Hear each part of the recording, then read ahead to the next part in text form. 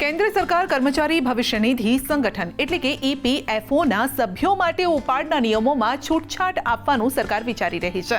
2025માં એક પ્રસ્તાવ રજૂ કરવામાં આવ્યો, જેમાં કહેવાયું છે કે EPFOના સભ્યો 10 વર્ષની સેવા પછી એક વખત PFની પૂરી રકમ ઉપાડી શકે તેવી વ્યવસ્થા કરાય, જેથી સભ્યો વહેલા નિવૃત્તિ પર પણ તેનો આખો PF ઉપાડી શકે।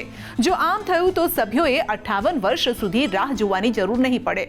નિષ્ણાતો માને છે કે EPF ઉપાડના નિયમો હળવા કરવાથી અથવા તો પાત્રતા ધોરણોને સરળ બનાવવાથી નીચલા અને મધ્યમ વર્ગના સભ્યોને ફાયદો થશે, જેનાથી તેઓ ઉધાર લીધા વિના તેમની નાણાકીય જરૂરિયાતો પૂરી કરી શકશે।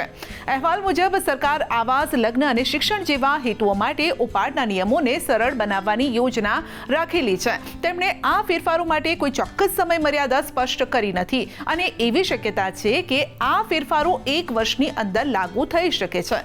હાલમાં સબસ્ક્રાઇબર 58 વર્ષની ઉંમરે પહોંચ્યા પછી અથવા તો 2 મહિનાથી વધુ સમય માટે બેરોજગાર રહ્યા પછી જ આ રકમ ઉપાડી શકે છે। લગ્ન જેવા વિવિધ હેતુઓ માટે ઉપાડ ચોક્કસ પ્રતિબંધોને આધીન છે।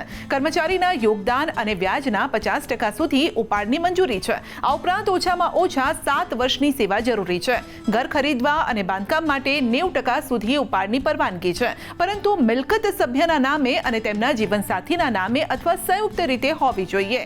આ ઉપરાંત 3 વર્ષની સેવા પણ હોવી જોઈએ, પરંતુ જો આ નિયમો બદલાયા તો મધ્યમ વર્ગના કર્મચારીઓને મોટો ફાયદો થઈ શકે છે। કેન્દ્ર સરકાર કર્મચારી ભવિષ્ય નિધિ સંગઠન એટલે કે EPFOના સભ્યો માટે ઉપાડના નિયમોમાં છૂટછાટ આપવાનું સરકાર વિચારી રહી છે। 2025માં એક પ્રસ્તાવ રજૂ કરવામાં આવ્યો, જેમાં કહેવાયું છે કે EPFOના સભ્યો 10 વર્ષની સેવા પછી એક વખત PFની પૂરી રકમ ઉપાડી શકે તેવી વ્યવસ્થા કરાય, જેથી સભ્યો વહેલા નિવૃત્તિ પર પણ તેનો આખો PF ઉપાડી શકે। જો આમ થયું તો સભ્યોએ 58 વર્ષ સુધી રાહ જોવાની જરૂર નહીં પડે। નિષ્ણાતો માને છે કે EPF ઉપાડના નિયમો હળવા કરવાથી અથવા તો પાત્રતા ધોરણોને સરળ બનાવવાથી નીચલા અને મધ્યમ વર્ગના સભ્યોને ફાયદો થશે, જેનાથી તેઓ ઉધાર લીધા વિના તેમની નાણાકીય જરૂરિયાતો પૂરી કરી શકશે। અહેવાલ મુજબ સરકાર આવાસ, લગ્ન અને શિક્ષણ જેવા હેતુઓ માટે ઉપાડના નિયમોને સરળ બનાવવાની યોજના રાખેલી છે। તેમણે આ ફેરફારો માટે કોઈ ચોક્કસ સમય મર્યાદા સ્પષ્ટ કરી નથી અને એવી શક્યતા છે કે આ ફેરફારો 1 વર્ષની અંદર લાગુ થઈ શકે છે। હાલમાં સબસ્ક્રાઇબર 58 વર્ષની ઉંમરે પહોંચ્યા પછી અથવા તો 2 મહિનાથી વધુ સમય માટે બેરોજગાર રહ્યા પછી જ આ રકમ ઉપાડી શકે છે।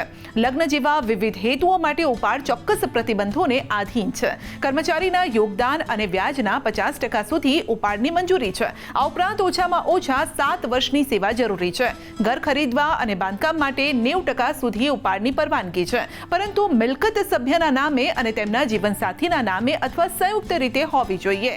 આ ઉપરાંત 3 વર્ષની સેવા પણ હોવી જોઈએ, પરંતુ જો આ નિયમો બદલાયા તો મધ્યમ વર્ગના કર્મચારીઓને મોટો ફાયદો થઈ શકે છે।